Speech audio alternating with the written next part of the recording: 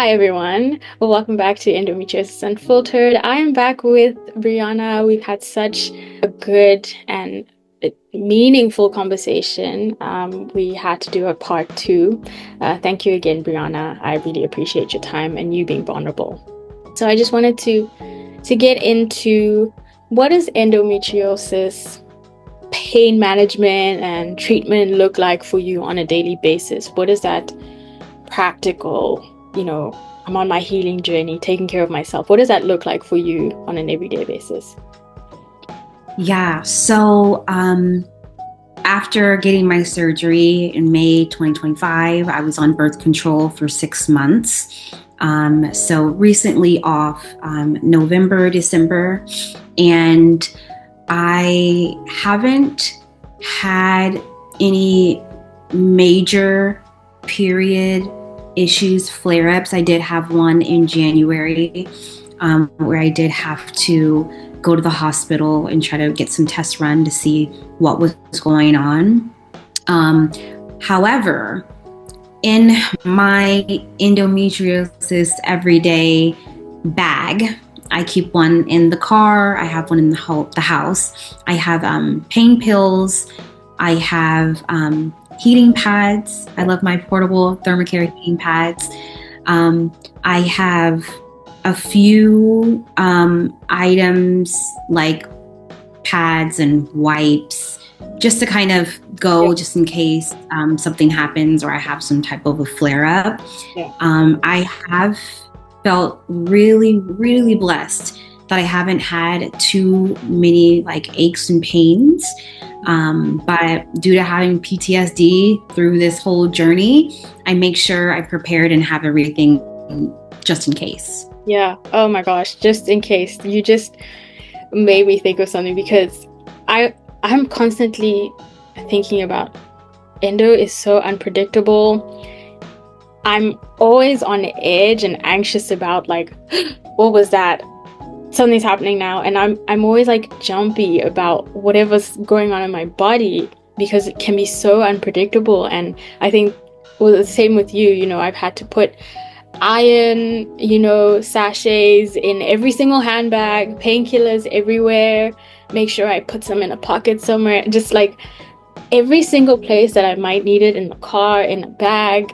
There's just always something I can reach and access to take care of myself because it's so unpredictable. And I feel like people don't talk about that enough. It's literally at any time, anywhere, so if you had to remember, has there been a time when it was really unpredictable and caught you off guard? Like, were you out with friends? Where's the most unpredictable time endos affected you, if you remember any kind of situation? Yeah, I remember being on like a little mini trip, a girls' trip, and I'm always prepared. Yeah. They happened to be at the hotel and we were out at the time. And let me tell you, I was absolutely miserable. And some of these girls are, truly my close friends, so they do understand. Okay. We didn't know what it was, but I've always been in pain. So they were very like understanding. But I know some of the other girls were probably just like, what is wrong with her? Like, what is going on? And it's like, no, I'm really in pain. Like, I swear, I'm not like trying to leave. I'm not trying to stop the fun. I don't feel good right now. And so now it's not even a keep it at the hotel. It's like, make sure it's in the bag with me, or I even have to bring like a separate bag or pouch just in case. Yeah.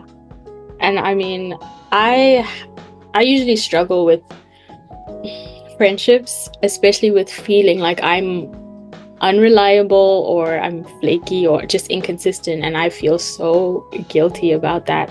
Do you have your girlfriend supporting you? I know you just mentioned, but do you feel that they understand, or do you feel any kind of way when you have to deal with, you're like, I'm going through stuff, and as much as everybody is, but do they give you grace for what you're dealing with, or they just like, I don't really get it because I don't go through that, or it's like everybody deals with pain. How has that been for you? Yeah. I think it's a bit of a mix of both. I do have a few different friend groups. Some are like social work related, some are high school, some are college. It just depends. Like, I have a few different groups. And I think there's a mix of it. I think now, post diagnosis, everyone's a little bit more understanding. Before, I don't think as much, not with everybody. And, in their defense, actually, I wasn't very open about the pain that I had. I wasn't sharing it all the time. So it's not like they would know. It was a more like, oh, I have to cancel, or, a basic, I'm not feeling well. And I'm sure when you've heard 5, 6, 10, I'm not feeling well, it's like, okay, girl, you're not feeling well again. The day of that, Right. we planned something, like, what are the chances? So I wasn't very open about specifics. Like, okay, I'm bleeding hard. Like, I'm so nauseous. I can't move. I wasn't very open about it. And that was just because it was a lot. Yeah, for sure. For sure. Did you ever find yourself pushing through on days that you were like, look, I don't really want to? Because I completely understand, even something like this can be so heavy and so difficult to show up for, to put on the clothes, the makeup, in whatever capacity. I understand that it can be so, like, you have to mentally prepare yourself hours, days before something, but sometimes because we just have to, life is life. I mean, your career and those things, have you found yourself pushing through when you didn't want to? Absolutely. Since a very young age. But yes, absolutely. I would have to even take pain pills before I start getting ready. I'm like, well, let me put on my heating pad and take some pills before I even start to get ready. Because they're going to be like, oh, Brionna can't go again. Like, again, we're canceling or rescheduling again. It's like, okay, no. Push through, get through it. And I would do it. And as soon as I would get home, I'm back in the bed, like, immediately. But I'm like, okay, well, check. I was able to go out and we did it. I didn't cancel, no rescheduling. You guys can't say she didn't show up. And I'm immediately back in the bed, like bed rotting. Yeah. And I mean, I think that's what people don't get sometimes. What you have to do sometimes to show up is all these different steps and the mental load, and it's so much. I remember I wanted to show that I'm being consistent, I'm showing up, and I literally had to take like painkillers going to the gym. This is before I had even done, and this is just, I was doing like a treadmill workout, and when I was off the treadmill, I was in pain. I didn't go back for like 2 weeks, and I'm like, I wish, it's not that I did like an intense workout, it's just that it just aggravated the symptoms, it poked at me, and I just wish people understood that there's a lot of things that they don't see in the behind the scenes, and I just wish more people just had more grace on that journey. And I know that you're now advocating for endometriosis. What got you to say, like, okay, I'm gonna do this now, I'm gonna share my story, I'm gonna put it out there? Because it's a lot, it's heavy, it requires you to be vulnerable. How did you finally say, like, okay, I'm gonna put myself out there? Yeah, so it took me a little bit. I was just like, I don't know if I'm going to do this. I really don't. Once I did get the diagnosis, I was like, okay, I think I'm going to make like an Instagram page and get on social media and kind of talk about it. And I didn't. It was too heavy. I didn't have a lot of time to process, and then the surgery came really fast. Didn't know what to expect from the surgery. Recovery was just a whole beast in itself, from getting diagnosed to the surgery to recovery. And it wasn't until December 2025, that's pretty much like 7 months post-op, that I was like, Okay. I think I need to share my story. I think it's time. I know that so many women have endometriosis, and everyone's story is just a little bit different. So Yep. I'm like, what if someone has been on birth control all their life, just like me, and haven't had any pain due to being on the birth control, and they're on their way to stage 4 endometriosis? That's literally all I could think about. And I'm like, if I could help get my voice out, get my story out to share, that maybe it would stop at stage 1, stage 2 at least, not even stage 4, because we all know the stages are different. And so I got to stage 4, but I was like, let me share my story. Let me get out here and be vulnerable and share it. And since I am a social worker, I had to talk with myself, and I'm like, Brionna, Yeah. really, like, Yeah. you advocate for people all Yeah. the time. Like, Yeah. why wouldn't you share your story? Right. It's Yeah. like, yeah, let me do it, and let's do it. And I've had so many people DM me, message me, and comment and share that they've experienced the same thing. And it just feels very liberating to share my story and be able to answer questions. And even, You said it was very liberating to share your story. yes, it was very Yeah. liberating. Yeah. Yeah, I think the network is struggling. However, the message is very important, and I believe people need to hear it. And because I'm from South Africa, I'm not quite familiar with the system and how it's like in the US. What is it like in terms of the process? Do you use medical insurance? How do you find your specialists? Just can you share a little bit of what it is like with the healthcare system and dealing with endometriosis? Is it recognized? What is that like? I know you're a social worker, so do you have more information of how to navigate it, do you think? Yeah, could you just share that with me? Yeah, so I did use my insurance. I have a Anthem Blue Cross PPO plan through the hospital that I work at. I was in an outpatient setting with my OBGYN, who then referred me to an endo specialist. At the time, I didn't even know you had to go to an endo specialist. I do hear stories of women getting surgery from the OB-GYN, and I had no idea there was a difference at the time. So if my OB-GYN would have said, I'll do the surgery right here, then I would have been like, okay, let's do it. I Yeah. had no idea.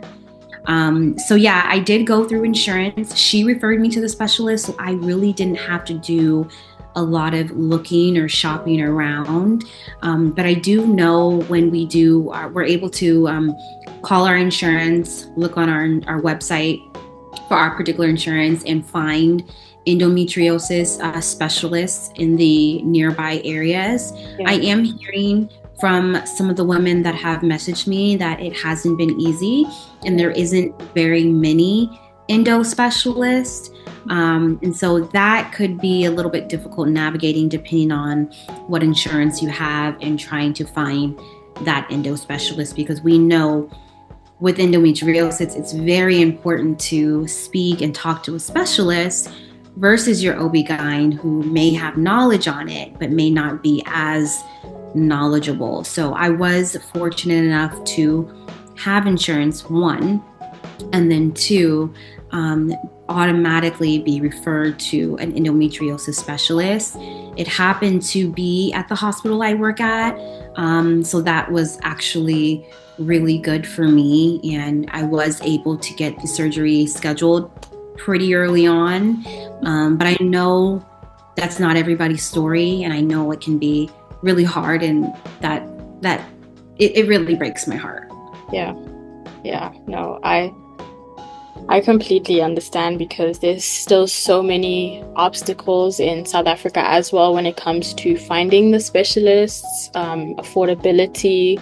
A lot of the time, for you to access really good specialists and healthcare, you have to have medical aid, and sometimes every month that costs quite a bit, and you might not be in the plan that caters to all the things you need, or because of endo and how unpredictable it is, your savings are depleted before it's July, and it's so much, and it's sometimes a huge financial burden, and that can affect families, relationships. And are these conversations you've had with your partner? Is that something, is this like a first date? Hey, look, I'm dealing with this. You need to know. Or how have you had those conversations, if you don't mind sharing? You don't have to dive too deep, but how is it getting him on board to understand that, hey, look, this is what I'm dealing with, and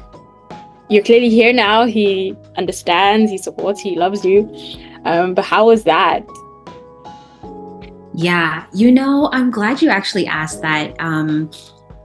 It's gone well. And honestly, I think getting the endometriosis diagnosis has helped him better understand, and also our relationship. He's been by my side for many years, and he's seen me with the pain, with the nausea, with the throwing up, with the being on a ball on the floor. And even as a man, these men don't understand truly. They can say they do and they can support you, but they really don't understand. So he saw me going through that, and we've had many, many conversations. So I think it was also a relief for him to know, like, wow, she was really going through something. But I am blessed. He's been very supportive. And the good thing about it is he has insurance too. So we can always combine, or for whatever reason, I don't have a job, I would be able to get on his insurance. But yeah, we've spent money on co-pays. We've spent money on medications. We've spent money on my thermocare patches, the heating into the hospital, you name it. Yeah. So it's definitely, it's been a conversation. However, supportive, and understanding. And if you could share with somebody who is, looking to be in a relationship, but they're just afraid that I just don't know how to share this with somebody, whether it's to say, hey, look, I'm not able to show up the way you want me to all the time, and sometimes maybe date night might look a little bit different. How would you give advice to what would you say to someone that is really trying to pursue a relationship, or maybe open up, make something work, but they're like, I don't know, I think I'm too much. I don't know how they're going to take this on or deal with this or different aspects, because it's like, it's a lot. Any advice you'd share with someone? Yeah, that can definitely be hard, especially when sharing, learning when to share and at what time. Is it like the first date, the fourth date? And, I would say just whenever it feels right, and continue to be yourself authentically through and through. And from what I'm hearing, I was just with a couple endo warriors this weekend, and they have partners and have our newlyweds as well. And they kind of just say, when you know, and it's like, if that person isn't able to handle it, then maybe they're just not the one. Yeah. And that's okay. There's somebody for everybody. Right. That is okay. But you're going to want that person, like you say in your vows, through sickness and health. And it is health, and it's definitely sickness. So definitely. So just be authentically yourself. Yes, I think that is a beautiful way to sort of wind down and kind of wrap up our conversation. But before we just finish, what do you hope to see in the future when it comes to endometriosis and just your advocacy? What do you hope to see in the future? Yeah, I'm just getting started, but I hope to do many interviews. I hope to do public speaking, Yeah. anything that I can do to like help and get the word out there. And I honestly hope that more people go into being endo specialists. We apparently are in need. We're in need. More and more women are being diagnosed, and I think it's so important that we get the care that we have. I saw someone had wrote on Facebook their daughter who's 13 just got a diagnosis, and I was like, wow, Right. like already? I'm like, that's amazing, so that you Yeah. know and you know how to deal with it. But for the future, I'm just hoping that we can continue to get advocacy about endometriosis and that people aren't stuck trying to figure out how to pay for this. Yeah. I was originally, my claim had originally got denied. And, I made a joke like, do you think I'm just trying to do the surgery just to like be here and do this? And, Right. it's not funny. It's not a joke. It's like, this is what I need to live and survive. And so I just hope that the medical care system can recognize endometriosis. We can have an official diagnosis. People can take leaves. People can take disability for this without having to just have a surgery, and just to be taken seriously. Yeah. Yeah, that is amazing, and a cure in our lifetime. That would be amazing. Yeah, that would be amazing. So, I mean, I appreciate you so much, Brionna. Where can we find you on social media? Your tags, hashtags. Where can we find you? Yeah, so right now I'm on Instagram at EndoAware with Bree. So EndoAwareWithBri, EndoAware with Bree. I don't know what the future holds and if I'll be on other platforms, but that's where I am right now, and I'm willing, ready, and open to speak to anybody who's in need. Thank you so much. Thank you for the conversation. Again, for just being open and sharing your story. And to everyone, thank you. This is Endometriosis Unfiltered. I am Bontle Moka, and I'll continue creating spaces for healing, truth, and just a community where we can exist together. So until next time, thank you so much. Thank you.